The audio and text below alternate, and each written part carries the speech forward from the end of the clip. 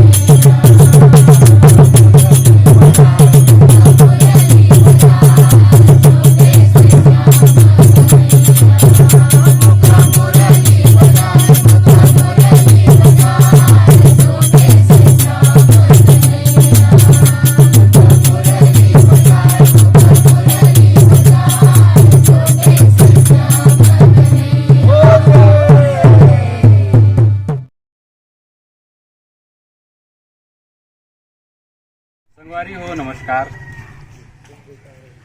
होली आवत थे, होली त्यौहार आवत थे, तेकर उपलक्ष्य में आज हमन मन फागुन गीत होली गीत लेकर के हमार पूरा टीम प्रस्तुति दे है। अभी कुछ देर पहले आप मन ये वीडियो में देखो भी, और ये वीडियो हमन जो बना था फागुन गीत लेकर के, और यहाँ के जो लोक कला मंच है ओला भी उबारना चाहते हैं हमारे चंद्र कुमार ध्रुव सर।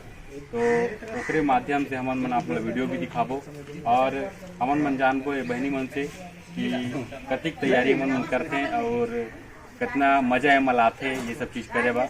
तो बताओ आप मन कैसे लगता है आप मला हम लोग मतलब खूब मजा लेते हो, एंजॉय करते हो, कैसे करते हो? सीखते भी हैं सर, अच्छा भी सिखाते हैं हम लोग को। और हम लोग का एक छोटा सा प्रयास है कि हम लोग अपनी पहचान बनाएं सर झंकार में तो आगे बढ़े। तो कितना मतलब ज़्यादा आप लोग का वो रहता है कि सर गाते हैं, आप लोग कोई लिखते लिखते भी हो गीत वगैरह ऐसा कुछ है क्या? बताओ। हम लिखते हैं, डायरी पर लिखते हैं, हम वहाँ से रिहर्सल करते हैं। जब सर के आते हैं रिहर्सल करने तो हम रिहर्सल करते हैं। मतलब सर आपको बताते हैं गाने कुछ कैसे गाना चाहिए, ऐसे करके बताते हैं, फिर उसी तरह से हम रिहर्सल करते हैं और अपना इसी तरह से हम आगे बढ़ना चाहते हैं और कला संस्कृति में अपना पहचान बनाना चाहते हैं। धन्यवाद आप सबका, और आपने हमारे चैनल में अपना इंटरव्यू दिया, हमसे गुड बात किया, तो आप लोग का बार बार धन्यवाद। जय हिंद, जय भारत, जय छत्तीसगढ़।